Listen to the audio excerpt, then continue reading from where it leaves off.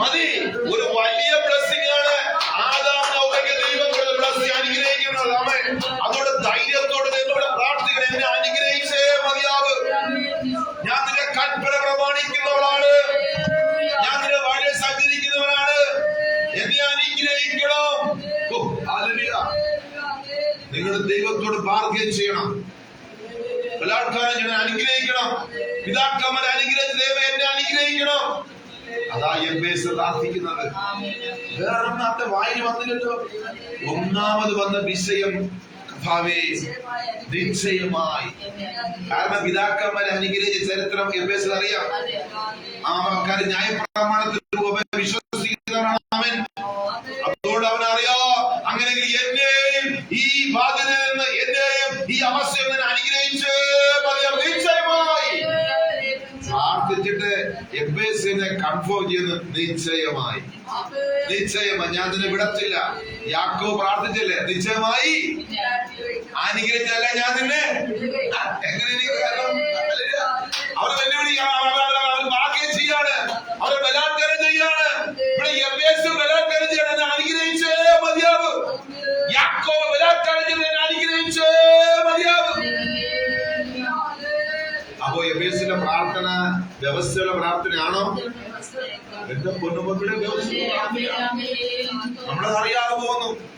ആ അനുഗ്രഹത്തിനകത്ത് നിങ്ങളുടെ 1000 വിഷയങ്ങളൊക്കെ കടന്നിട്ടുണ്ട്. ഞാൻ ഒറ്റ വാക്യം പറഞ്ഞ് പ്രാർത്ഥിച്ചാൽ മതി. എന്നെ അനുഗ്രഹിച്ച മതി. എന്നെ ഇങ്ങനെ വലയിക്കരുത്. എന്നെ അനുഗ്രഹിക്കണം. അത് 2 വ്യക്തികളൊക്കെ. ഒന്ന് യബ്ബേസ് ബലാത്കാരം ചെയ്യുന്നു, 2 യാക്കോബ് ബലാത്കാരം ചെയ്യുന്നു. അല്ലേ? അനുഗ്രഹിച്ചില്ല, ഞാൻ നിന്നെ വിടത്തില്ല. നിശ്ചയമായി പിടിച്ചു ഒരു അനുഗ്രഹം ബ്ലെസ്സിംഗ് പ്രാപിച്ചു. പക്ഷേ ഈ പ്രാർത്ഥിക്കുന്ന യബ്ബേസിന് പ്രാഗൽഭ്യം ഉണ്ടായിരിക്കണം. അതിനകത്ത് കയറി ആത്മമണ്ഡലത്തിൽ കയറി ദൈവത്തോട് ബ്ലെസ്സിംഗ് പിടിച്ചു വാങ്ങണമെങ്കിൽ ആ യബ്ബേസിനെ കുറിച്ച് മാനിന് പറഞ്ഞ അതേപോലെ നമുക്കൊരു പ്രാഗൽഭ്യം ഉണ്ടായിരിക്കണം. അപ്പോ ഇനി ഉൽപ്പത്തി 9-ന്റെ 1-2 വാക്യം വായിച്ചാട്ടെ. ഉൽപ്പത്തി 9-ന്റെ 1-2 വാക്യം. ദൈവം രണ്ടാമത്തെ ബ്ലെസ്സിംഗ് ആണ്. ഏദൻ തോട്ടത്തിൽ അനുഗ്രഹം കഴിഞ്ഞ ഉടനെ രണ്ടാമത്തെ ബ്ലെസ്സിംഗില് ദൈവം നോഹയെയും അവർ 8 പേരടങ്ങുന്നവർ പെട്ടകത്തുനിന്ന് ഏകദേശം 1 വർഷത്തോളം സമയം കഴിഞ്ഞ് വെള്ളത്തിനകത്ത് പെട്ടകത്തിനകത്തായിരുന്നു. പെട്ടകത്തിൽ നിന്ന് പുറത്തിറങ്ങി ദൈവത്തിന് സമയമായപ്പോൾ അവരെ പുറത്തു കൊണ്ടുവന്ന് ഉണങ്ങിയ നിലത്ത് അവർ ഇറങ്ങിയതിനു ശേഷം പെട്ടകത്തിനകത്ത് നിന്ന് നല്ല മൃഗങ്ങളെ എടുത്ത് യഹോവയ്ക്ക് യാഗം നടത്തി. ആ യാഗം യഹോവ പ്രസാദിച്ചു. അപ്പോൾ ദൈവം അതിന് നടുവ് സംസാരിക്കാൻ തുടങ്ങി. നോഹേ,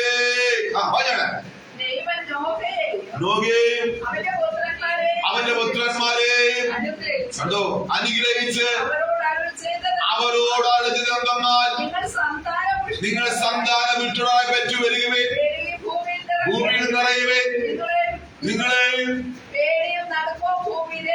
കുറിച്ചുള്ള പേടിയും നടുക്കവും ഭൂമിയിലെ സകല മൃഗങ്ങൾക്കും ഉണ്ടാകും, ആകാശിലെ പറവകൾക്കും ഉണ്ടാകും, സകല ഭൂമിയിലുള്ള ഭൂചരങ്ങൾക്കും സമുദ്രത്തിലെ സകല മത്സ്യങ്ങൾക്കും ഉണ്ടാകും. അനുഗ്രഹത്തിന്റെ വലിപ്പം ഉണ്ടോ സിസ്റ്ററെ? നമ്മളിവിടെ എവിടെ കിടക്കുന്നു? ഡയറക്റ്റ് ദൈവം ഇറങ്ങി അനുഗ്രഹിച്ചതാണ്. ആദാമിനെ 2 മനുഷ്യർ നിൽക്കുമ്പോ അവരെ അനുഗ്രഹിച്ചു. ഇവിടെ 8 പേരല്ലേ? 8 പേരല്ലേ? പെട്ടെന്ന് 8 പേരല്ലേ? 8 പേരെ ദൈവം അനുഗ്രഹിച്ചു. അങ്ങനെ എന്നെയും നിങ്ങളെ എന്തുകൊണ്ട് അനുഗ്രഹിക്കാത്തത്? ഇവറ്റകളെല്ലാം നമ്മുടെ കയ്യിലാണ് ഏൽപ്പിച്ചിരിക്കുന്നത്. ഇപ്പോൾ നാം പലപ്പോഴും ഇവറ്റകളെ ഭയപ്പെടേണ്ടി വരുന്ന കാരണമെന്ന് നമ്മുടെ സ്റ്റാൻഡിങ് ശരിയല്ല. അല്ലേ? ഇവറ്റകളെ ഒക്കെ നമ്മുടെ കയ്യിൽ ഏൽപ്പിച്ചെന്ന പിതാവ് ക്രിസ്തു ഏൽപ്പിച്ചെന്ന്. ഇപ്പൊ ഇവറ്റകളെ നാം ഭയപ്പെടുന്നു. കാരണം എന്താണ്? ഉറപ്പില്ല. ഒരു തലവേദന ഉണ്ടാക്കുന്ന ഒരു വിശാചം വന്നാൽ പോലും മുമ്പ് നിൽക്കാൻ പറ്റുന്നില്ല. അതെ, ഉറപ്പില്ല. ഏദൻ തോട്ടത്തിൽ വെച്ച് പറഞ്ഞു, ഇവറ്റകളെല്ലാം ഭരിക്കുവാൻ ഞാൻ നിനക്ക് അധികാരം തരുന്നു. ഈ വാക്യത്തിന്റെ കണ്ടീഷനാണേ.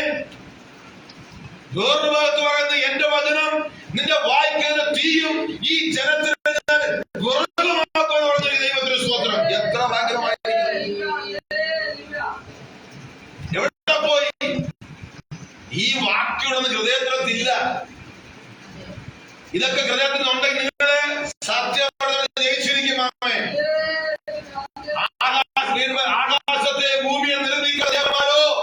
ഭൂമിക്ക് മുകളിൽ നിന്നും ആകാശ കീഴിൽ നിന്ന് പാടെ നശിച്ചു പോകുമെന്ന് ഇരമ്യാവേ നീ അവരോട് പറയുവേ. ഇത്രയും വാക്തത്വമുള്ള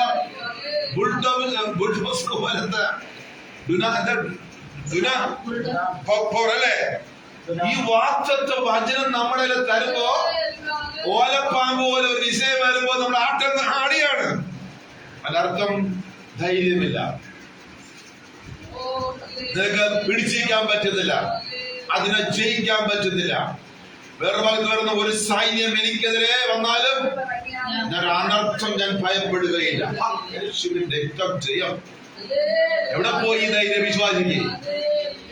ഇപ്പൊ ഈ ധൈര്യങ്ങൾ കുറഞ്ഞു വരുന്നാമേ. പിശാച് ജയിച്ചോണ്ടിരിക്കുന്ന അവനെ ജയിക്കണം. ഇത് നമ്മുടെ വാഗ്ദത്തമാണ്. ദൈവത്തിന് സ്തോത്രമാമേ.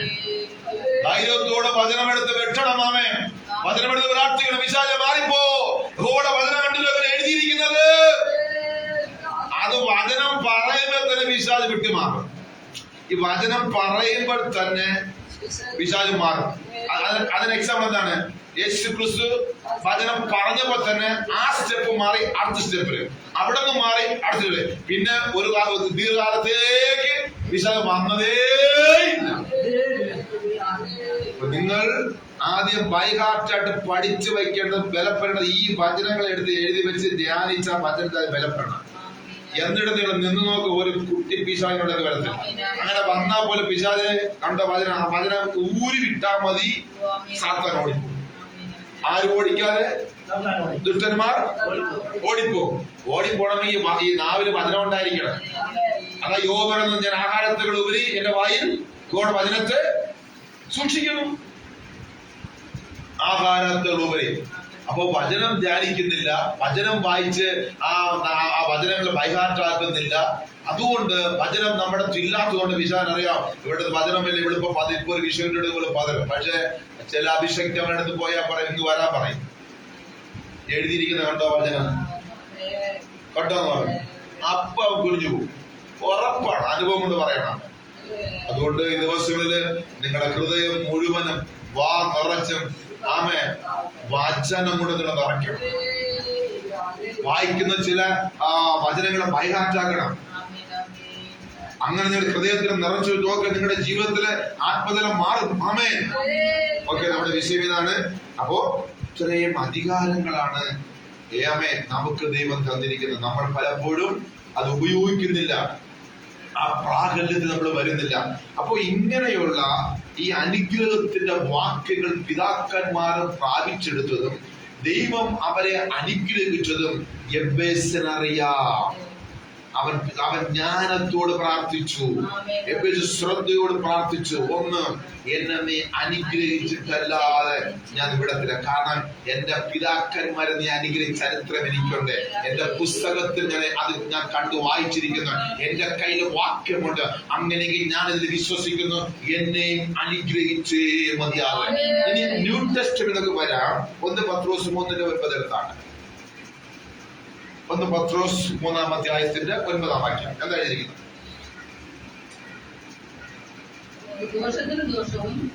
ദൈവമക്കളെ, ദോഷത്തിന് പകരം ദോഷവും സഹാരത്തിന് പകരം സഹാരം ചെയ്യാതെ കണ്ടോ എങ്ങനെ ഇരിക്കുന്നത്?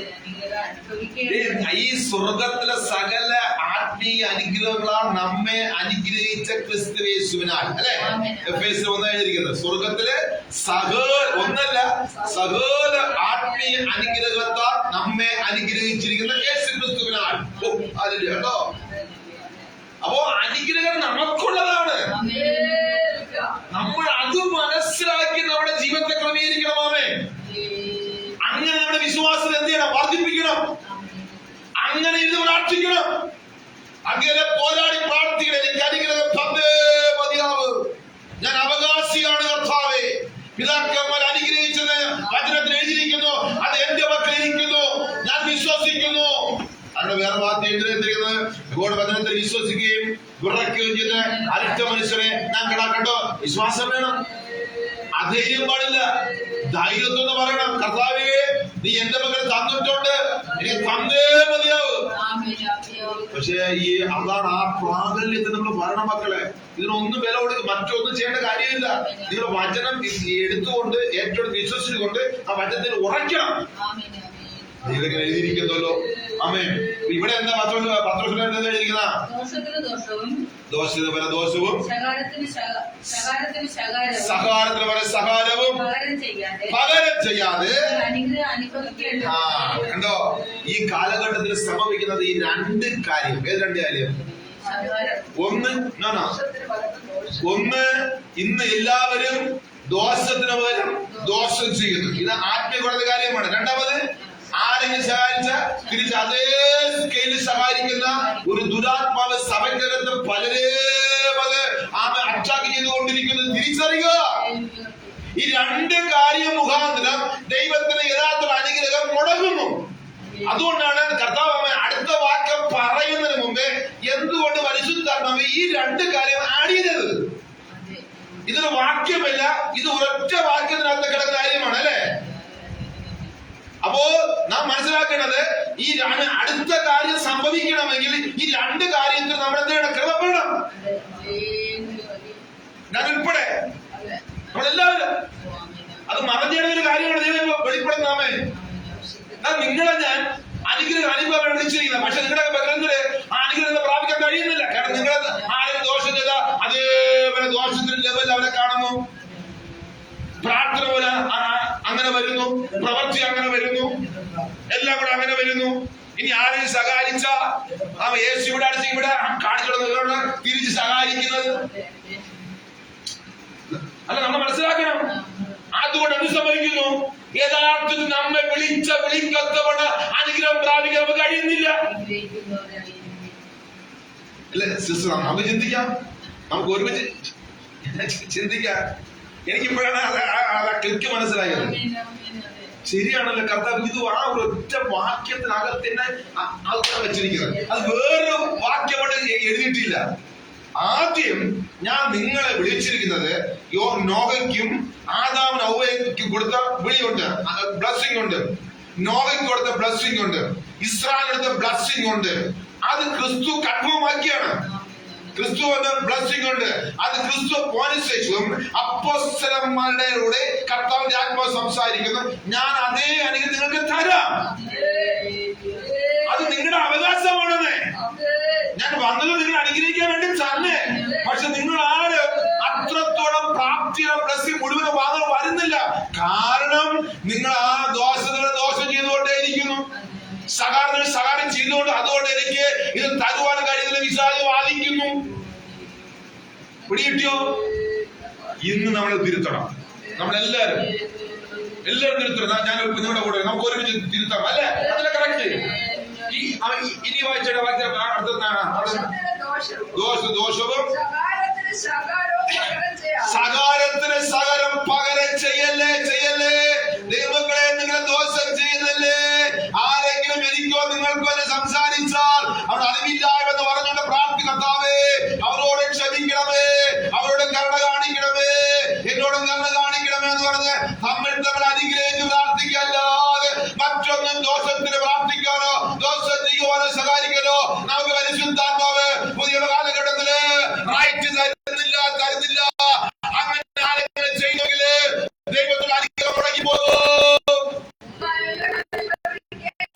നിങ്ങള് അനുഗ്രഹം വേണ്ടത്. അതിനാണ് ഞാൻ നിങ്ങളെ രക്തമെടുത്ത് വിളിക്കപ്പെട്ടിരിക്കുന്നത്. നിങ്ങൾ അനുഗ്രഹം പ്രാപിച്ചുകൊണ്ട് മറ്റുള്ളവർക്ക് അനുഗ്രഹം ഷെയർ ചെയ്യേണ്ട നിങ്ങൾ ഇപ്പോൾ എങ്ങനെയായിരിക്കുന്നു നിങ്ങളുടെ ആത്മീയ ജീവിതം?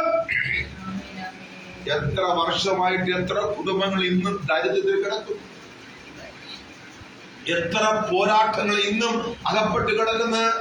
കാരണം ഇതാണ്, നമ്മൾ പലപ്പോഴും അമ്മേ ദോഷം സംസാരിക്കുന്നു, നമ്മൾ പലപ്പോഴും ആവശ്യമില്ലാതെ സഹായിക്കുന്നു. അത് പിശാചിന്റെ ഒരു തലമാണ്, അവന്റെ സ്പിരിറ്റിന്റെ ഒരു വശമാണ്. ഇന്ന് പകൽ സമയം ഓൺലൈനായിരിക്കുന്നവരും ഇതിനകത്തായിരിക്കുന്നവരും ലൈവിലായി ശ്രദ്ധിക്കുക. ക്രിസ്തു യേശു പറയുന്നു, എടുക്കേണ്ട ലേഖനത്തിൽ പറയുന്നു, സ്വർഗത്തിലെ സകല ആത്മീയ അനുഗ്രഹങ്ങളാൽ അനുഗ്രഹിച്ച നമ്മെ, സകല അനുഗ്രഹങ്ങളും ദൈവം നമുക്ക് വേണ്ടിയാണ് ഒരുക്കി വച്ചിരിക്കുന്നത്. അതൊന്നും പ്രാപിക്കുവാൻ കഴിയുന്നില്ല. പൂർണ്ണമായി പ്രാപിക്കുവാൻ കഴിയാത്തതിന്റെ കാരണം നമ്മുടെ സ്വഭാവമാണ്. രണ്ട് കാര്യം, ദോഷത്തിന് പോലെ ദോഷം ചെയ്യുന്നു, സഹായിക്കുന്നു. അത് ഇവിടെ കസേര എടുത്താ അവിടെ ഇടും അല്ലെ? ഇത് കാണുന്ന ആത്മീയകൂടത്തിൽ കാണുന്നുണ്ടല്ലേ? ഇവിടെ ഒരു വാക്ക് പറഞ്ഞാൽ തിരിച്ച് സംസാരിക്കുന്നതാണ്. നിങ്ങൾ അവിടെ ഒന്ന് ക്ലിയർ ചെയ്യാൻ തയ്യാറെങ്കിൽ മരണവും ജീവൻ എവിടെ ഇരിക്കുന്നു? നാവിലിരിക്കുന്നു. എന്റെ ദൈവമേ, ഈ കാരണം കൊണ്ടാണ് പലപ്പോഴും സിസ്റ്ററെ നമ്മുടെ ശരിയായ അനുഗ്രഹങ്ങള് അതാത് മാസം പ്രാപിക്കാൻ കഴിയാത്തത്. പിശാചിത് വാദിച്ചുകൊണ്ടിരിക്കുന്നു, കൊടുക്കാൻ പറ്റത്തില്ല, നീ എഴുതിയിരിക്കുന്ന പ്രമാണം ഇങ്ങനെയല്ലേ, അതിന് വിരുദ്ധമല്ല അവിടെ ജീവിതം എന്ന് പറഞ്ഞ് അവിടെ പ്രാർത്ഥിക്കാൻ കഴിയത്തില്ല. ഇങ്ങനെ പഴയ ജാക്കതൊക്കെ പ്രാർത്ഥിച്ചുകൊണ്ടിരിക്കുവാനേ കഴിയത്തുള്ളൂ. നച്ചാപിച്ച അമ്മേ ഭിക്ഷക്കാർ കൊടുക്കുന്ന അനുഗ്രഹമല്ല നമ്മുടെ അനുഗ്രഹം. നമ്മുടെ മക്കളെങ്കിൽ അവകാശപ്പെട്ടേ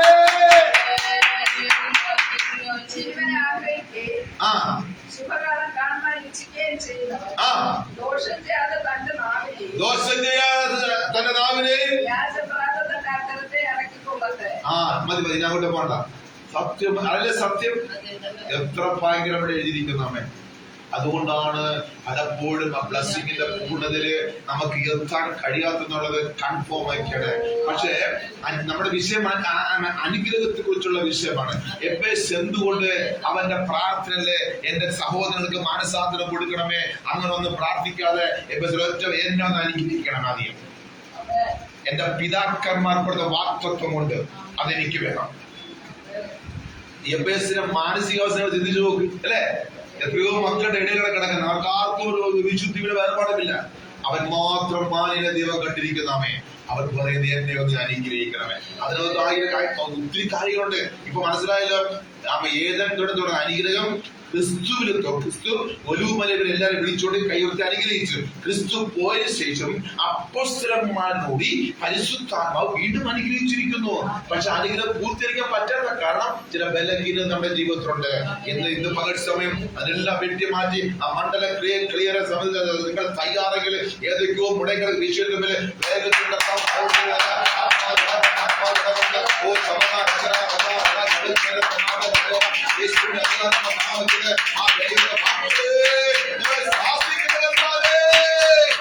നന്മയെ മുടക്കുന്ന ഇത്തരത്തിലുള്ള സ്വഭാവങ്ങള് ഞങ്ങളുടെ യേശുവിന്റെ നാമത്തിൽ മാറിപ്പോട്ടെ. എത്ര നന്നായിരിക്കുന്നു അമ്മേ. അപ്പോ ഇതുകൊണ്ടാണ് എഫേസ് പ്രാർത്ഥിച്ചപ്പോൾ അനുഗ്രഹത്തിന്റെ വാക്ക് ഹൈലൈറ്റ് ചെയ്ത് പ്രാർത്ഥിച്ചതിന്റെ കാരണം അവന് സ്വയത്തിന് എടുത്തു പറയുന്നില്ല. അനുഭവം ഗുരു പിതാക്കന്മാരെ അനുഗ്രഹിക്കാമെന്ന് ദൈവം വാഗ്ദത്തം കൊടുത്തിട്ടുണ്ട്. അവരെ അനുഗ്രഹിച്ചിട്ടുമുണ്ട്. അങ്ങനെയെങ്കിൽ അതേ പ്രമാണത്തിൽ നിൽക്കുന്ന എന്നെയും അനുഗ്രഹിച്ചേ മതിയാവേ. ഇന്ന് നിങ്ങളുടെ കർത്താവിന് വാസ്തവം നിങ്ങൾ അനുഗ്രഹിക്കുക. ഇന്ന് കേൾക്കുന്ന വചനം നിങ്ങൾക്ക് നമുക്കുള്ളതാണ്. നമ്മളെല്ലാവരെയും കർത്താവ് അനുഗ്രഹിക്കുക തന്നെ ചെയ്യുക. എവിടെയെങ്കിലും ഇനി ക്രമപ്പെട്ട ഭാഗമാണെങ്കിൽ ക്രമപ്പെട്ട കൃപയ്ക്കത്ത് വരുന്നെങ്കിൽ വാസ്തവം നമ്മെ അനുഗ്രഹിക്കും. അപ്പോ എബേസിന്റെ 4 സബ്ജക്റ്റില് ഒരു ഭാഗം നമ്മൾ അത്ര മനസ്സിലാക്കിയാൽ മതി. കൂടുതൽ അങ്ങോട്ട് പോകണ്ട സമയം. ഇനി രണ്ടാമത് എന്താണ്? അതിര് അല്ലെ? അതിര് രണ്ടാമതാണ് വിഷയം. എന്താണ് അതിരാണ്? നമുക്ക് വാക്യം ഉൽപ്പത്തി പുസ്തകം 13-ാം അധ്യായം 13-ന്റെ 14, 15 വരെ വാക്യം വായിച്ച 18 വരെ. ഉൽപ്പത്തി പുസ്തകം ലോത്ത് അബ്രഹാമിനെ വിട്ട് പിരിഞ്ഞ ശേഷം യഹോവ അബ്രഹാമിനോട് അരുളി ചെയ്തത്, അബ്രഹാമേ നീ തലപൊക്കി നീ ഇരിക്കുന്ന സ്ഥലത്ത് നിന്ന് വടക്കോട്ടും തെക്കോട്ടും കിഴക്കോട്ടും പടിഞ്ഞാറോട്ടും. ഇത് ആരാ പറഞ്ഞത്? ആരോട് പറഞ്ഞു? ഉറപ്പാണല്ലോ, തന്നെ ദൈവം തന്നെ പറഞ്ഞത്. അബ്രഹാം ഒന്ന് പിടിച്ചൊന്നും വാങ്ങാനും പോയില്ല. ഒരു 7 ദൈവം ഇങ്ങോട്ട് കൊടുത്തു പറഞ്ഞു. അപ്പോ അവിടെ വന്ന സിറ്റുവേഷൻ എന്ന് പറഞ്ഞാൽ ലോത്ത് മാറണം. ലോത്തിനെ കർത്താവ് മാറ്റിയിട്ടാണ് കർത്താവ് സംസാരിച്ചത്. അബ്രഹാമേ ഒന്ന് വായിച്ചത് അബ്രഹാമിനോട് അരുളി ചെയ്തത്, നീ തലപൊക്കി ഇരിക്കുന്ന സ്ഥലത്ത് നിന്ന് വടക്കോട്ടും തെക്കോട്ടും കിഴക്കോട്ടും പടിഞ്ഞാറോട്ടും നോക്കുക. നീ കാണുന്ന ഭൂമിയൊക്കെ ഞാൻ നിനക്ക് ഞാൻ നിനക്കും നിന്റെ സന്തതിക്കും ഞാൻ നിനക്കും ഈ സന്തതിക്ക് എബേസ് വരുമോ? വരും. നമ്മള് വരും. അതെ, നമ്മളും വരും. ആത്മീയത ഇടുക്കമാണെങ്കിൽ വിശാലയുടെ പ്രാർത്ഥിക്കാൻ റൈറ്റ് ഉണ്ട്. ഭൗതികമായ അതില് ഇടുക്കമാണെങ്കിൽ വിശാലയുടെ പ്രാർത്ഥിക്കുവാൻ റൈറ്റ് ഉണ്ട്. പ്രാർത്ഥിക്കേ, തിരിച്ചറിഞ്ഞ് പ്രാർത്ഥിക്കേ. പിതാക്കന്മാർ അനുഗ്രഹിച്ച ദൈവമേ, ഞങ്ങളെ അനുഗ്രഹിക്കണമേ.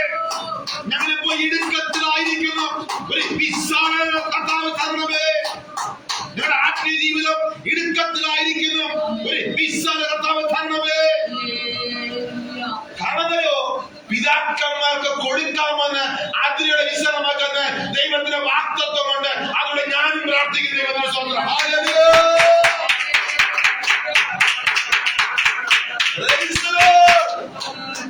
മനസ്സിലായോ? പിതാക്കന്മാർക്ക് അബ്രഹാമിന് കൊടുക്കാമെന്നും കൊടുത്തു കഴിഞ്ഞ വാഗ്ദത്തം എന്റെ കയ്യിൽ പ്രമാണത്തിലുണ്ട്. എഫേസ് പറയാണ്, എന്നെയും എന്റെ അതിൽ വിശാലമാക്കിയ മതിയാവും. കണ്ടോ, അത് കറക്റ്റ് ട്രൂത്ത് എന്ന് പ്രാർത്ഥിക്കുകയാണ്. തെളിവ് സഹിതം ദൈവത്തോട് വച്ചുകൊണ്ടാണ് എഫേസ് പ്രാർത്ഥിക്കുന്നത്. നമുക്ക് അതിനേക്കാൾ തെളിവ് നമ്മുടെ കയ്യിലുണ്ട്. എത്രയോ അനുഭവം അനുസരിച്ച് എത്രയോ ദേവദാസർ നടത്തിയ വിധങ്ങൾ നമുക്കുണ്ട്. നമുക്കറിയാം. ആമേ, ഹല്ലേലൂയ. സ്വതന്ത്രം. നമ്മുടെ ഏലിയാ പ്രവാചക കാലഘട്ടത്തിൽ അവിടെ പ്രാർത്ഥനാ സ്ഥലം ഇടുക്കമായിരുന്നു. അല്ലേ? ഇടുക്കമായിരുന്ന ശിഷ്യന്മാരൊക്കെ പറഞ്ഞ് നമുക്കൊരു വിശാല വേണം. തന്നെ നിങ്ങൾ പ്രാർത്ഥിക്കണമെന്ന് ഇവിടെ കൃപയിൽ ഇരുന്നുകൊണ്ട് പ്രാർത്ഥിച്ചാൽ നിനക്ക് വിശാല തരും. പക്ഷെ അതാ തിരിച്ചറിഞ്ഞ് പ്രാർത്ഥിക്കുവാൻ ആരുമില്ല. നിങ്ങൾ ശ്രദ്ധയോട് പ്രാർത്ഥിക്കേ. എഴുതി വെച്ചിരുന്ന വചനം എന്തു പറയുന്നു അതുപോലെ പ്രാർത്ഥിക്കേ. എഫേസ് അതാ പ്രാർത്ഥിച്ചത്. കർത്താവ് ഇങ്ങനെ എഴുതി വെച്ചിട്ടുണ്ട്, പിതാക്കന്മാരെ അനുഭവിച്ചിരിക്കുന്നു. അങ്ങനെ എന്നെയും എന്റെ ആത്മീയതയുടെ വിശാലമാക്കണം. ഞാനിപ്പോ വല്ലാതെ ഞെരുങ്ങുന്നു. സഹോദരനെല്ലാം ഞെരുക്കം, അല്ലെ? അവനടുത്ത് പുറത്തു വരണം. പ്രാർത്ഥിയാണ്, എന്നാൽ ഇവരുടെ നടുവിൽ എന്നെ അനുഗ്രഹിച്ച് മതിയാകും. അവരെല്ലാം നിന്റെ ന്യായപ്രമാണം നോക്കുന്നത് ഞാനാ. ഇതിനകത്ത് പ്രാഗല്യമാണ്. അതോ പറഞ്ഞത് പ്രാഗല്യമുണ്ട്. എല്ലാവരും പ്രാർത്ഥിക്കുന്നത് ഞാനാണ്. അമ്മ എന്റെ അതിനൊന്ന് വിശാലമായ പ്രാർത്ഥന തയ്യാറായി ദൈവം പ്രവർത്തിച്ചിരിക്കുന്നത്.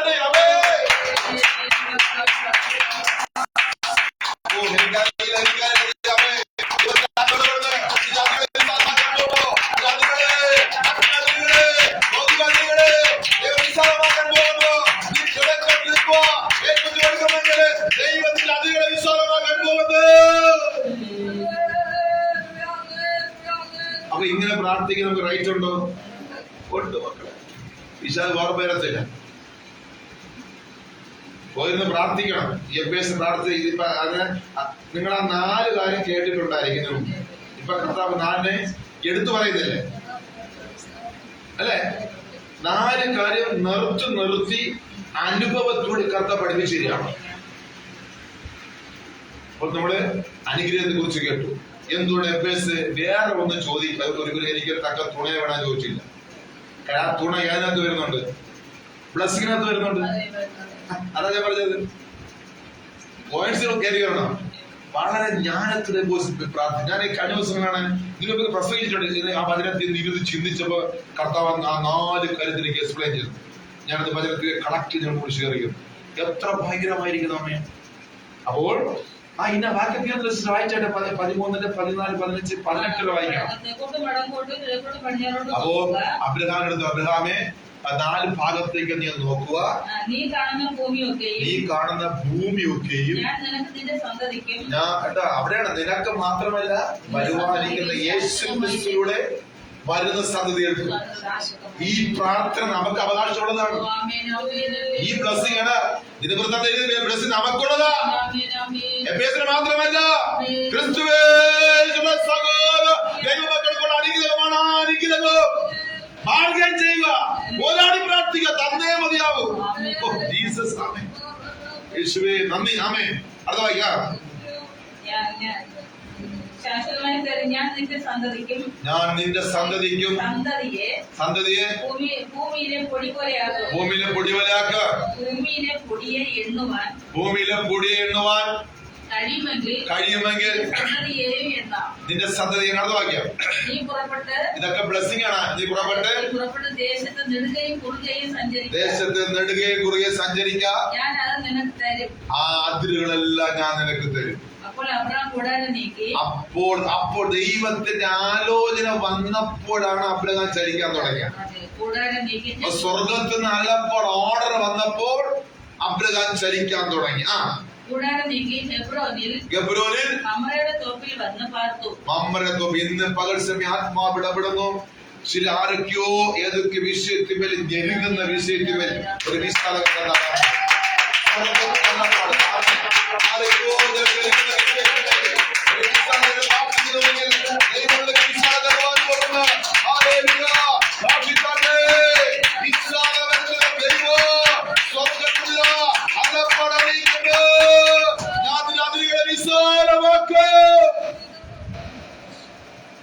ആർക്കൊക്കെയോ ആ കർത്താവ് അവിടെ ഇടുങ്ങിയിരിക്കുന്ന അനുഭവം, ഞെരുങ്ങിയിരിക്കുന്നതായ ആ വിഷയങ്ങളുടെ മേൽ ദൈവം എന്ത് ചെയ്യാൻ പോകുന്നു?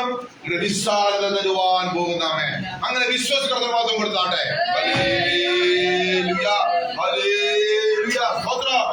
ഇനി വായിച്ചേട്ടാ 18 വരെ. അതിനെ ഒരു കാര്യം, എത്രത്തോളം അനുഗ്രഹിക്കുന്നതോടും പ്രാർത്ഥന കുറയരുത്. യാഗം ഇവിടെ എന്തിനാ കാണിക്കുന്നത്? ദൈവവും മനുഷ്യരും തമ്മിലുള്ളതായ ആ ബന്ധ കണക്റ്റിനെ കാണിക്കുന്നു. ദൈവവും ഭൂമിയിലുള്ള മനുഷ്യരും തമ്മിലുള്ളതായ ആ സമ്പർക്കത്തെ കാണിക്കുന്ന കണക്ഷനെ കാണിക്കുന്നു. അപ്പോ എത്രത്തോളം അതിനുള്ള വിശാലമാക്കിയാലും ദൈവമുള്ള ബന്ധത്തിന് വിഘടനം വരരുത്. ഇന്ന് അനേകരെ അനുഗ്രഹിച്ചു കഴിഞ്ഞപ്പോൾ ദൈവമുള്ള ബന്ധത്തിന് വിഘടനം വന്ന് പിന്മാറിപ്പോയ ചരിത്രം അറിയാം. പോകരുത്. അതിന് വിശാലമാക്കുന്നതോറും പ്രശ്നത്തിന് പരിഹാരം തരുന്നതോറും ദൈവമുള്ള ബന്ധത്തിന് ഉറപ്പിച്ചുകൊണ്ടേ നിൽക്കുക. അവനല്ലോ നമ്മുടെ പിതാവ്, അവനല്ലോ നമ്മുടെ വീണ്ടെടുക്കുവാന്.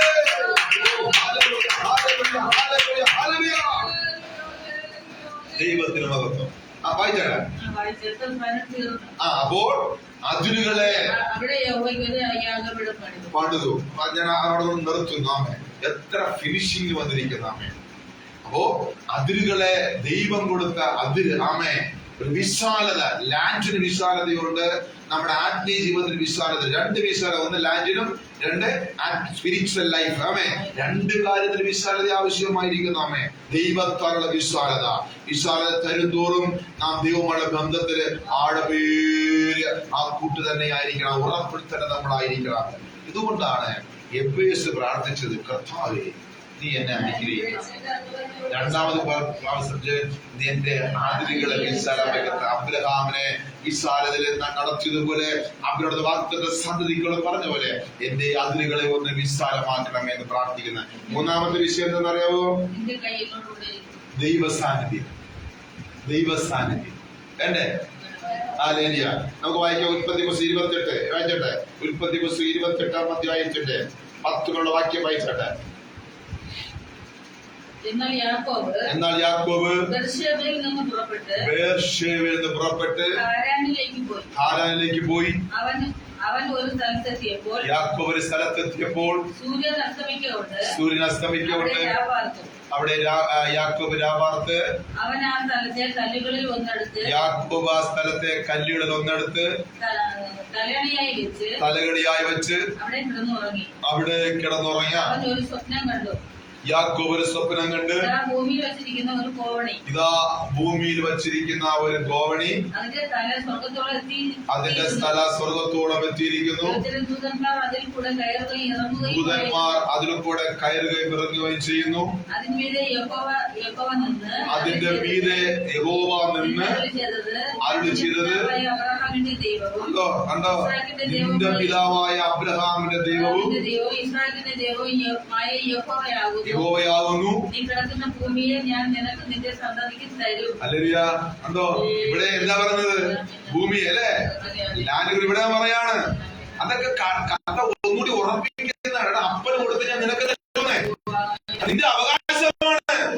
നീ പ്രാപിക്കാൻ തയ്യാറായി ഞാൻ നിനക്ക് തരാം. നീ തയ്യാറാണോ? നീ മാന്യനാണോ? അങ്ങനെ ഞാൻ നിനക്ക് തരാം.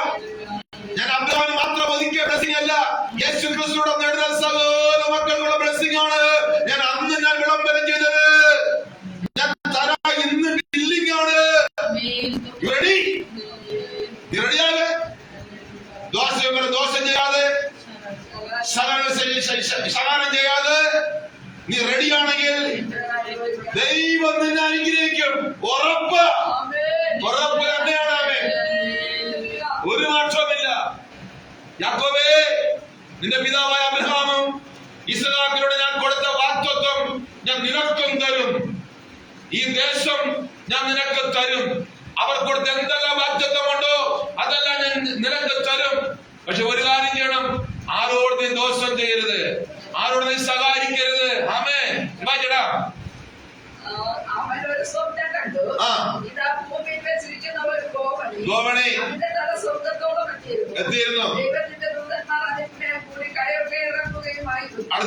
അതിന്മീതെ യഹോവ നിന്ന് അരുളി ചെയ്തത്, ഞാൻ നിന്റെ പിതാവായ അബ്രഹാമിന്റെ ദൈവവും ഇസ്ഹാക്കിന്റെ ദൈവവുമായ യഹോവയാകുന്നു. നീ കിടക്കുന്ന ഭൂമിയെ ഞാൻ നിന്റെ സന്തതി ഉറപ്പായി. അടുത്ത വാക്യം, സന്തതി ഭൂമിയിലെ പൊടി പോലെയാകും. നിന്റെ സന്തതി ഉൾപ്പെടെ അനുഗ്രഹിക്കപ്പെടും. നാം ഉൾപ്പെടെ അനുഗ്രഹിക്കപ്പെടും.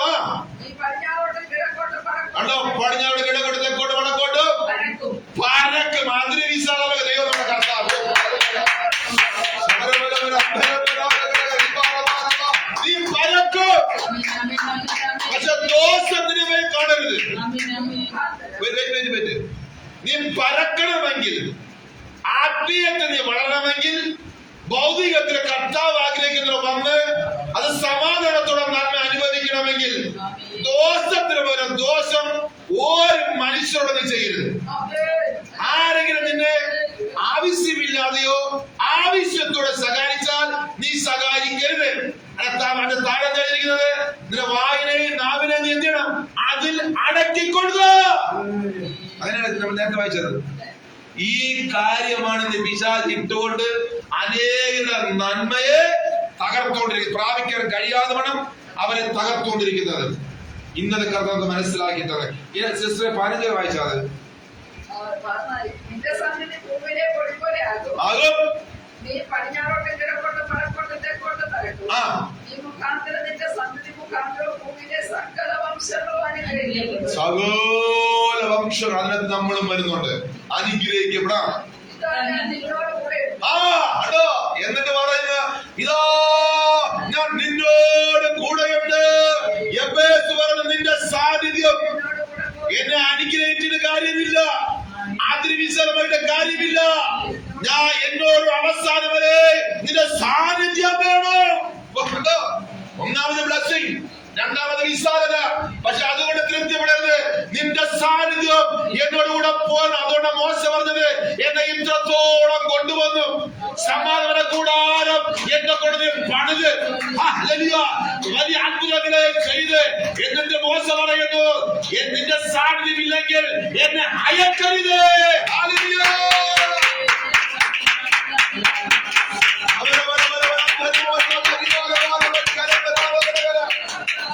ദൈവസ്ഥാനത്തും ഇല്ലാത്ത വിശ്വാസ ജീവിതം ചപ്പും ചവർ മാത്രമേ അല്ലേ? ചിലർക്ക് അനുഗ്രഹമുണ്ട്, വിശാലതയുമുണ്ട്, ദൈവസാന്നിധ്യമില്ല അല്ലേ? അതാ. പക്ഷെ ആ ബസിന്റെ പ്രോപ്പർ ആ പ്രയർ നോക്ക്. ഇവിടെ യാക്കോബിനെ കർത്താവ് അത് തന്നെ കണ്ടിരിക്കുന്നു. അതിലുള്ള വിശാലമൊക്കെ എല്ലാം ചെയ്യണം, നിന്നെ അനുഗ്രഹിക്കാം, നിന്റെ സമയമൊക്കെ തരാം. എന്നിട്ട് യാക്കോബ് ചോദിക്കുന്നതിന് മുമ്പ് ദൈവം പറയുന്നത് എന്റെ സാന്നിധ്യം നിന്നോട് കൂടെ ഇരിക്കും.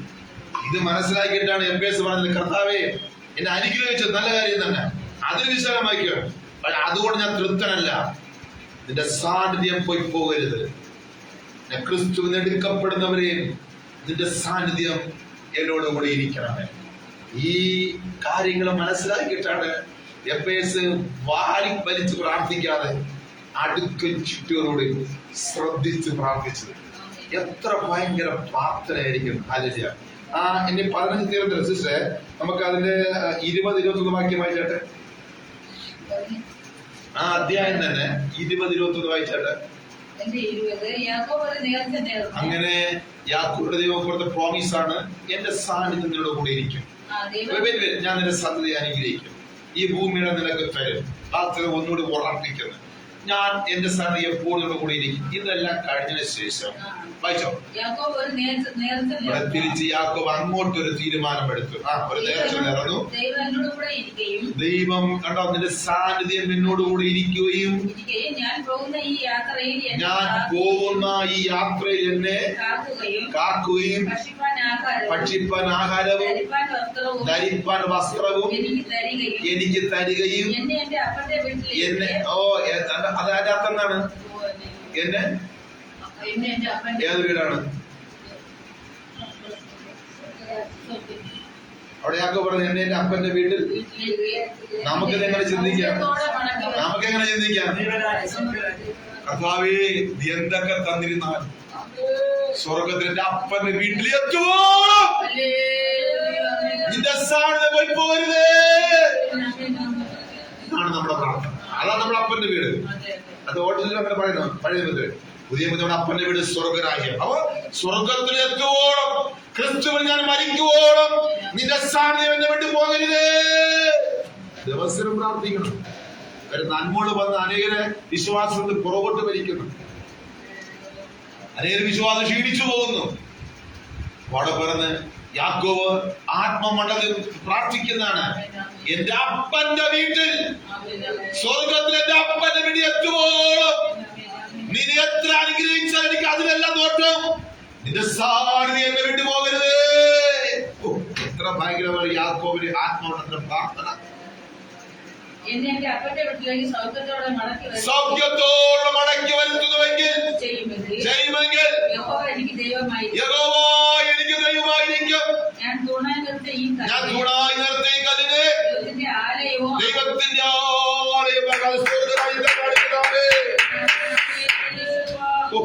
നിങ്ങൾക്ക് മനസ്സിലാവുന്നുണ്ടോ? കൺഫ്യൂഷൻ ഉണ്ടോ? അത്ര നന്നായി എഴുതിയിരിക്കുന്നു. അപ്പൊ നീ എനിക്ക് തരുന്ന സകലത്തിലും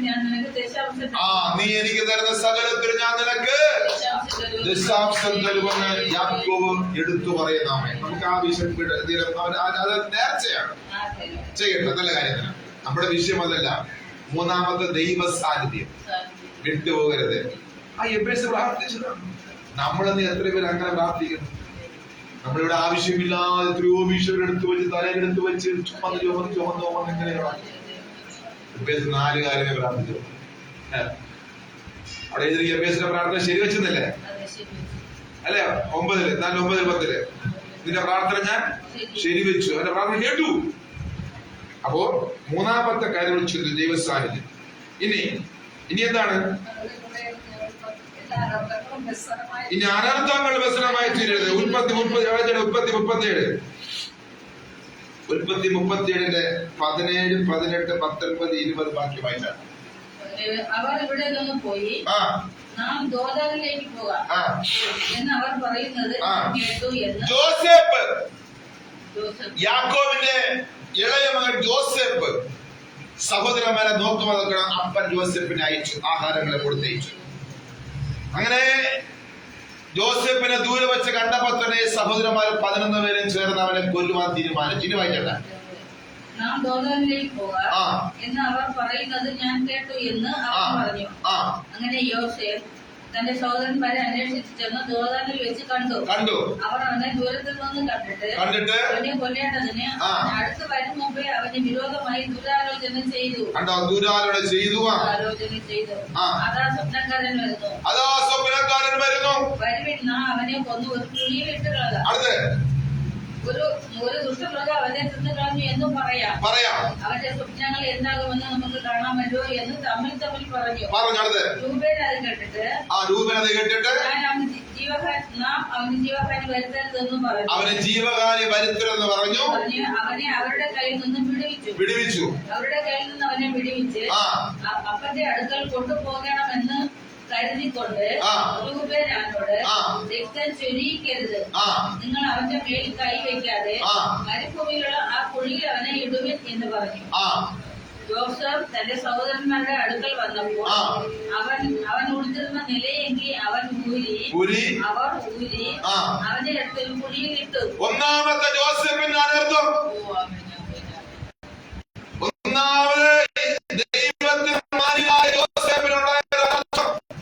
സ്വന്തം സഹോദരൻ അവനെ കുഴിക്കകത്തിട്ടായിരുന്നു. അന്യരാരുമല്ല, കൂടപ്പറപ്പുകളാണ്. ബലത്തോടെ നിൽക്കുമെങ്കിൽ അവരുടെ നടുവിലും നിന്നെ മാനിക ദൈവമാണ് നമ്മുടെ ദൈവം. നമ്മുടെ വിഷയം എന്താണ്? അനർത്ഥം വ്യസനകരമായി തീരാതെ വണ്ണം എന്നെ കാത്താ കൊള്ളാമരുത് പ്രാർത്ഥിച്ചു. അവന്റെ പ്രാർത്ഥനയും ശരിവെച്ചു. അപ്പൊ ജോസഫിന് ഒന്നാമത് അനർത്ഥമാണ് അവനെ പൊട്ടക്കുഴിയിട്ടത്. അർത്ഥമാക്കി വെച്ചേട്ടാ. അവർ അവനെ എടുത്ത് ഒരു കുഴിയിലിട്ടു. 24 രൂപ വെച്ചിട്ടാ. അത് വെള്ളമില്ലാത്ത പൊട്ടക്കുഴിയായിരുന്നു. അവർ ഭക്ഷണം കഴിക്കൊണ്ടിരുന്നപ്പോൾ തലപൊക്കി നോക്കി. ഗിലെയാദിൽ നിന്ന് സാമ്രാണിയും സുഗന്ധപുഷ്പയും സന്നിനായകവും ഒട്ടകം പുറത്ത് കയറ്റി മിസ്രൈമിലേക്ക് കൊണ്ടുപോകുന്ന ഇസ്മായിലരുടെ ഒരു യാത്രക്കുണ്ട് അവിടെ വരുന്നുണ്ട്. കണ്ടു. അപ്പൊ അങ്ങനെ രണ്ടാമത് 25 അല്ലേ? അവനെ എടുത്ത് ഒരു കുഴിയിലിട്ടു. ശരി. ഒന്നാമത് കുഴിയിലിട്ട് രണ്ടാമത് 28 വാക്യം. അങ്ങനെ രണ്ടാമത്തെ അനർത്ഥം എന്ന് പറഞ്ഞാൽ ജോസഫിനെ പൊട്ടക്കുഴിയിൽ നിന്ന് എടുത്തുകൊണ്ട് കച്ചവടക്കാർക്ക് ജോസഫിനെ വിറ്റു. രണ്ടാമത്തെ അനർത്ഥം. കുഴിയിൽ നിന്ന് വലിച്ചു കയറ്റി ഇസ്മായിലിയർക്ക് 20 വെള്ളി കശിന് വിറ്റു. ഇനി മൂന്നാമത്തത് 39:1-2. എന്നാൽ യോസേഫിനെ മിസ്രൈമിലേക്ക് ഈ കച്ചവടക്കാർ കൊണ്ടുപോയി അവനെ അവിടെ കൊണ്ടുവന്ന ഇസ്മായിലിയരുടെ കയ്യിൽ നിന്ന്. മൂന്നാമത്തെ അനർത്ഥം, ഒരു അടിമ കച്ചവട വസ്തു പോലെ ജോസഫിനെ കച്ചവട സ്ഥലത്ത് കൈകെട്ട് നിൽക്കുന്ന അനുഭവം. ഒരു അടിമ കച്ചവടം ചെയ്ത ജോസഫ് അടിമയൊന്നുമല്ല, ആയിത്തീർന്നതാണ്, ഏൽപ്പിച്ചു കൊടുത്തതാണ്. മൂന്നാമത്തെ അനർത്ഥം, ഒരു കച്ചവട വസ്തു പോലെ ജോസഫിനെ അടിമച്ചകയിൽ കൊണ്ട് കൈകെട്ടി നിർത്തി വില പേശുന്നു. ഫറവോന്റെ ഒരു ഉദ്യോഗസ്ഥനായി നായകനായ പോത്തിഫർ എന്ന ഒരു മിസ്രയീമ്യൻ അവനെ വിലയ്ക്ക് വാങ്ങി. യഹോവ യോസേഫിലൂടെ ഉണ്ടായിരുന്നത് കൊണ്ട് അവൻ കൃതാർത്ഥനായി. ശരി, മതി. നാലാമത് 39:17. അവനോട് അവൾ അങ്ങനെ ഈ പോത്തിഫർ വന്ന ജോസഫിനെ അവിടുന്ന് വിലയ്ക്ക് വാങ്ങിക്കൊണ്ടുപോയി അവന്റെ വീട്ടിൽ കൊണ്ട് ആ ഗൃഹവിചാരണാക്കിയ പല കാര്യങ്ങളിലെ അവനാക്കി വെച്ചു. അവനോട് അവൾ അവോടെ തന്നെ സംസാരിച്ചു. നീ കൊണ്ടുവന്നിരിക്കുന്ന എബ്രായദാസൻ എന്നെ ഹാസ്യമാക്കുവാൻ എന്റെ അടുക്കൽ വന്നു. ഞാൻ ഉറക്കെ നിലവിളിച്ചപ്പോൾ അവൻ തന്റെ വസ്ത്രം എന്റെ അടുക്കൽ വിട്ടേച്ച് പുറത്തേക്ക് ഓടിപ്പോയി എന്ന് പറഞ്ഞു. നിന്റെ ദാസൻ ഇങ്ങനെ എന്നോട് ചെയ്തു എന്നു തന്റെ ഭാര്യ പറഞ്ഞ വാക്ക് യജമാനൻ കേട്ടപ്പോൾ അവന് കോപം ജ്വലിച്ചു. യോസേഫിന്റെ യജമാനൻ അവനെ പിടിച്ച് രാജാവിന്റെ ഭൃത്യന്മാർ കിടക്കുന്ന കാരാഗൃഹത്തിലെ. നാലാമത്തെ അനർത്ഥം, കാരാഗ്രഹത്തിൽ ജോസഫ് ബന്ധിക്കപ്പെട്ടു. എഫേസിന്റെ 4ാമത്തെ പ്രാർത്ഥന എന്തായിരുന്നു? അനർത്ഥം വ്യസനകരമായി തീരാതെ വണ്ണം എന്നെ കാത്തുകൊള്ളാമെന്ന് പറഞ്ഞ ഈ ജോസഫിനെ നമ്മുടെ മുമ്പിൽ വരച്ച് കാണും. 4ാമത്തെ അനർത്ഥമാണ് കാരാഗ്രഹത്തിൽ ജോസഫ് കിടക്കുന്നത്. അവിടെ നിൽക്കട്ടെ. 21 വായിച്ചായിരുന്നോ? വായിക്കും. അങ്ങനെ അവൻ കാരാഗ്രഹത്തിൽ കിടന്നു. എന്നാൽ യഹോവ യോസേഫിനോട് കൂടെ ഇരുന്നു. കാരാഗ്രഹം പ്രമാണിക്ക് അവനോട് ദയ തോന്നത്തക്കവണ്ണം അവന് കൃപ നൽകി. കാരാഗ്രഹത്തിലെ സകല ഭൃത്യന്മാരെയും കാരാഗ്രഹ പ്രമാണി യോസേഫിന്റെ കയ്യിൽ ഏൽപ്പിച്ചു. അവരുടെ പ്രവൃത്തിയൊക്കെയും അവൻ 21 വായിച്ചാൽ ഇനി ഉൽപ്പത്തി 45-ന്റെ 4 മുതൽ 8 വരെ വാക്യം വായിച്ചാൽ. അപ്പൊ 4-ാമത്തെ അനർത്ഥം എന്ന് പറയുന്നത് ജോസഫ് കാരാഗ്രഹ ബന്ധനത്തിലകപ്പെട്ടു. ഇനി 5-ാമത് സംഭവിച്ച കാര്യം എന്നറിയാവോ? ജോസഫ് കാരാഗ്രഹത്തിൽ പുറത്തു വന്നു. എങ്ങനെ ഇരിക്കുന്നു? അനർത്ഥം ബസലമെത്തിയില്ലാതെ വണ്ണം എന്നെ കാത്താൽ കൊള്ളാമായിരുന്നു പ്രാർത്ഥന ശരിവച്ചതുപോലെ ജോസഫ് കടന്നുപോയ 4 അനർത്ഥത്തിൽ നിന്നും ജോസഫിനെ ദൈവം പുറത്തു കൊണ്ടുവന്നു. ഇപ്പോൾ ആരാണ് ജോസഫിനെ ഉപേക്ഷിച്ചത്? ആരാണ് കൊല്ലുവാൻ ഏൽപ്പിച്ചു കൊടുത്തത്? അവരുടെ മുമ്പിൽ ജോസഫിനെ ദൈവം കൊണ്ട് നിർത്തിയെങ്കിൽ നീ എന്തിനു ഭാരപ്പെടുന്നു? നീ നീതിയോട് നിൽക്കുന്നുവെങ്കിൽ, നീ വിശുദ്ധിയോട് നിൽക്കുന്നുവെങ്കിൽ നിന്റെ ശത്രുവിന്റെ മുമ്പിൽ യേശു ഒരുക്കുന്ന ദൈവമാണ്.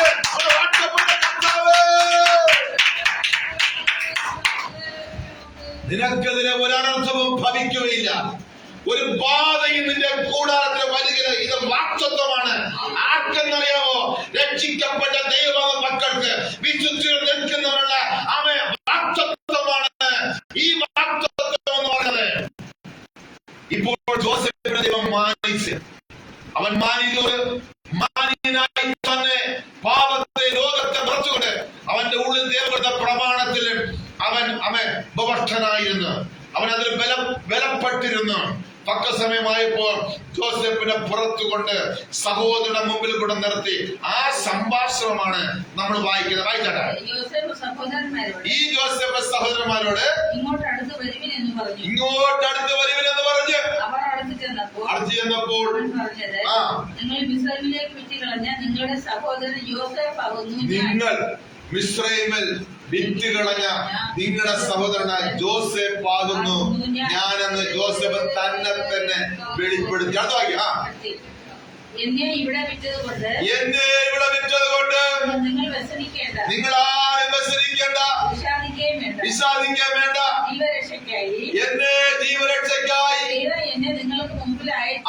നിങ്ങളുടെ എല്ലാവരുടെ ജീവരക്ഷയ്ക്കായി ദൈവം എന്നെ മുന്നേ ഇവിടെ അയച്ചതാകുന്നു. ദേശത്ത് വലിയ ക്ഷാമം മുമ്പേ ഉണ്ടായിട്ട് ഇപ്പോൾ 2 സംവത്സരമായി ഇനിയും കൊയ്ത്തില്ലാത്ത 5 വർഷം ഇവിടെ നമ്മുടെ മുമ്പിലുണ്ട്. ഭൂമിയിൽ നിങ്ങൾക്ക് അബ്രഹാമിനും ഇസ്ഹാക്കിനും യാക്കോബിനും കൊടുത്തതായ വാഗ്ദത്തം ശേഷിക്കേണ്ടതിന് വലിയൊരു രക്ഷയാൽ നിങ്ങളുടെ ജീവനെ രക്ഷിക്കേണ്ടതിന് ദൈവം എന്നെ നിങ്ങൾക്കായി നിങ്ങൾക്ക് മുമ്പ് ഇവിടെ അയച്ചതാകുന്നു.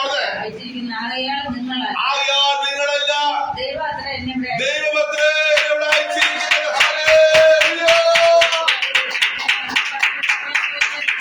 എത്ര ഭാഗ്യമായിരിക്കും നീതിക്ക് വേണ്ടി നിൽക്കുന്നവരെ കടന്നു പോകുന്ന മാർഗങ്ങൾ.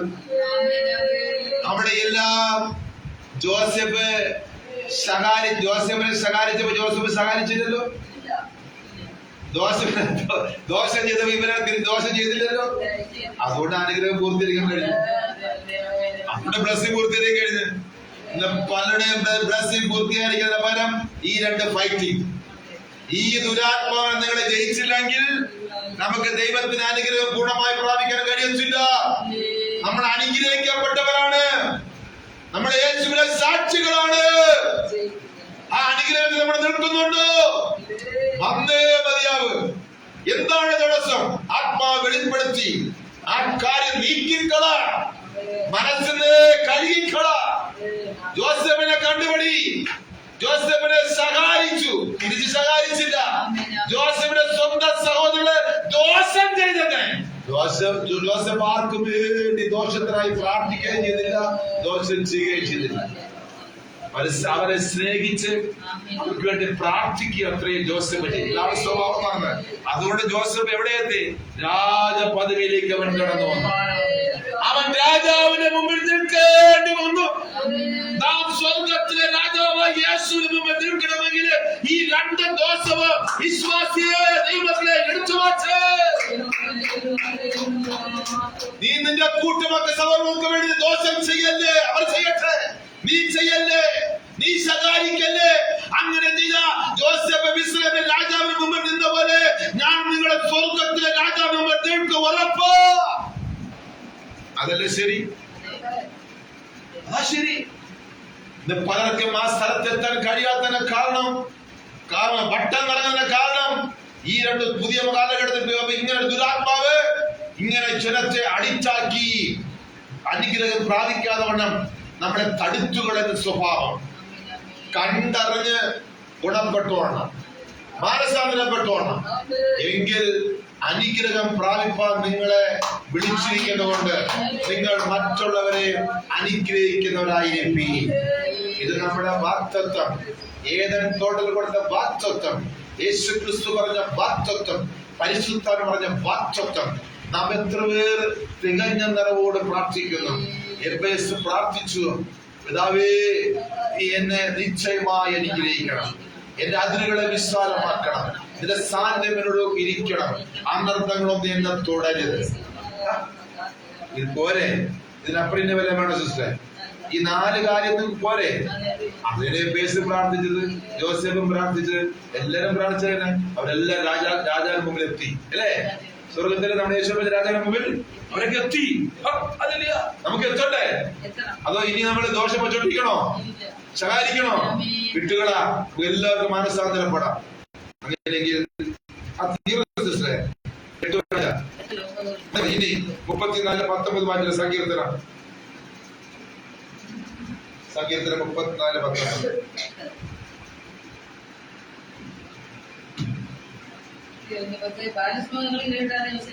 ബാലസിംഹങ്ങൾ ഇരകിട്ടാതെ വിശ്വസിച്ചിരിക്കും. അടുത്ത് 34:19 അതാണ് സിസ്റ്റർ വാക്യത്തിലാണ്. സിസ്റ്റർ വാക്യത്തിലാണ് തന്നെയല്ലേ? വായിച്ചോ. നീതിമാന്റെ അനർത്ഥങ്ങൾ അസംഖ്യമാകുന്നു, എല്ലാത്തിലും വിടുവിക്കുന്നത് അല്ലേ? ജോസഫിന് അസംഖ്യം ഉണ്ടായോ? വിടുവിച്ചോ? വാക്യമല്ലേ? പ്രോമിസ്, വാക്യമുണ്ടെന്ന്, വാക്തത്വം ഉണ്ടെന്ന്. നിങ്ങൾ വചനത്തിൽ പേരുവില്ലെന്നേ, നിങ്ങൾ എഴുതിയ വചനത്തിൽ വിശ്വസിക്കുക, അതിനെ എടുക്കുന്ന, അതിനെ ചുംബിക്കുന്ന, അത് ഉറയ്ക്കുന്ന, അത് ധൈര്യപ്പെടുന്നേ. എങ്കിൽ നിങ്ങൾ പതറിപ്പോകത്തില്ല. ഏത് വിഷയം എന്നാലും വചനം നിങ്ങളെ രക്ഷിക്കാമേ. അതുകൊണ്ടാണ് ഇത് തിരിച്ചറിഞ്ഞിട്ടാണ് എബ്ബേസ് പ്രാർത്ഥിച്ചത്. പിതാവേ, എന്റെ സഹോദരന്മാരെക്കാൾ എബ്ബേസ് മാനിക്കുന്നത് പിതാവ് സാക്ഷ്യം പറഞ്ഞപ്പോൾ തിരിച്ച് എബ്ബേസ് പ്രാർത്ഥിക്കും. അങ്ങനെയെങ്കിൽ നിശ്ചയമായി എന്നെ അനുഗ്രഹിക്കണം. ഞാൻ നിനക്ക് മാനിനെങ്കിൽ നിശ്ചയമായി എന്നെ അനുഗ്രഹിക്കണം. എന്റെ ആദരകളൊന്ന് വിശാലമാക്കണം, എന്റെ സാന്നിധ്യത്തിനോട് ഇരിക്കണം. അനർത്ഥങ്ങളൊന്നും എന്റെ യാത്രാ മേഖല ഒരിക്കലും തുടരും. എന്റെ ദൈവം ഭയങ്കരമായിട്ട് ഈ വചനങ്ങൾ ആ ദൈവം നമ്മുടെ നാളെ അനുഗ്രഹിക്കട്ടെ. വീണ്ടും 2ാം ദിവസവും നമുക്ക് ഉപസിക്കുവാനും പ്രാർത്ഥിക്കുവാനും നല്ല വചനങ്ങൾ കേൾക്കുവാനും ദൈവം നമ്മെ സഹായിച്ചു. വീണ്ടും നമുക്ക് പ്രാർത്ഥിക്കാം. കർത്താവേ, ഇന്ന് പകൽ സമയം നല്ലൊരു ആലോചന ഞങ്ങളെ കേൾപ്പിച്ചു. നന്ദിയുണ്ട് കർത്താവേ. ഇന്ന് ഓൺലൈനിലായിരുന്നവരെയും ആലയത്തിലായിരുന്നവരെയും ലൈവ് മീറ്റിംഗിലായിരിക്കുന്നവരെ എല്ലാവരെയും കർത്താവെ അനുഗ്രഹിക്കണമേ. അവരുടെ ഹൃദയത്തിൽ അവരറിയാതെ വേട്ടയാടുന്ന ചില സ്വഭാവങ്ങളുണ്ട് കർത്താവെ. പലപ്പോഴും അത് അറിയുന്നില്ല. എന്നാൽ ഇന്ന് ഞങ്ങൾ തിരിച്ചറിഞ്ഞ് മനസ്സിലാക്കി തന്ന കർത്താവിന് ആദ്യമായി നന്ദി പറയുന്നു. ഇനി അത്തരത്തിലുള്ള സ്വഭാവം ഞങ്ങളിൽ ആരും കാണരുത്. കാണരുത്. അപ്പൊ അത് മുഖാന്തരം ഞങ്ങൾ ശരിക്കും അനുഗ്രഹങ്ങൾ പ്രാപിക്കാൻ കഴിയുന്നില്ല, പ്രാർത്ഥനയ്ക്ക് മറുപടിയൊക്കെ പ്രാപിക്കാൻ കഴിയുന്നില്ല. ഞങ്ങളത് സമ്മതിക്കുന്ന കർത്താവേ, ഈ 2ാം ദിവസം അത്തരത്തിൽ ഞങ്ങളെ വേട്ടയാടുന്ന പൈശാചിക സ്വാധീനങ്ങളെ, അവരുടെ ചെങ്കോലുകളെ ഞങ്ങളുടെ കൂട്ടായ്മ, ഞങ്ങളുടെ മക്കളിൽ നിന്ന് എന്നേക്കും കർത്താവ് തിരിച്ചറിഞ്ഞ്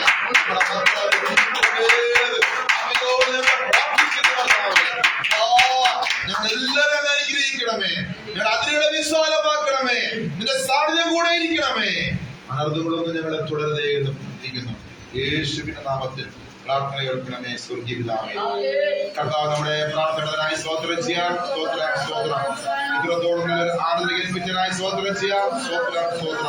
കർത്താവ് നമ്മെ അനുഗ്രഹിച്ചതിനായി സ്തോത്രം ചെയ്യാം. സ്തോത്രം. നാളത്തെ ഉപവാസ പ്രാർത്ഥന അനുഗ്രഹിക്കുന്നതിനായി സ്തോത്രം ചെയ്യാം. സ്തോത്രം. പിതാവായ ദൈവത്തിന്റെ സ്നേഹം, പുത്രനായ യേശു ക്രിസ്തുവിന്റെ സമാധാനം, ആശ്വാസം പരിശുദ്ധാത്മാവിന്റെ കൂട്ടായ്മ സഹോദര സംഘാടനം കരുതുക ഇന്ന് മുതൽ എപ്പോഴും എപ്പോഴും ആയിരിക്കുമാറാകട്ടെ. അർക്കപ്പെട്ട കുഞ്ഞാടിന് മഹത്വം കൊടുക്കാം. യേശുവേ വേഗം വരണമേ. ആമേ ആമേ. അവളിൽ കിടന്ന് എല്ലാവരും കർത്താവ് അനുഗ്രഹിക്കട്ടെ. നാളെയും 11 മണിക്ക് പ്രാർത്ഥനയുണ്ട്. കടന്നു വരിക, പ്രാർത്ഥിക്കുക. ദൈവം നിങ്ങൾ അനുഗ്രഹിക്കട്ടെ. ലൈവ് വ്യതികാരിക്കുന്നവരെ കർത്താവ് അനുഗ്രഹിക്കട്ടെ. നാളെയും 11 പ്രാർത്ഥനയുണ്ട്. നിങ്ങൾ കടന്നു വരിക, പ്രാർത്ഥന വിഷയം ഉണ്ടെങ്കിൽ വിളിക്കുക, പ്രാർത്ഥിക്കുന്നതായിരിക്കും. ആലയത്തിൽ വന്നവരെയും സമൃദ്ധിയായ കർത്താവ് ഈ വചനം നിങ്ങൾ അനുഗ്രഹിക്കട്ടെ.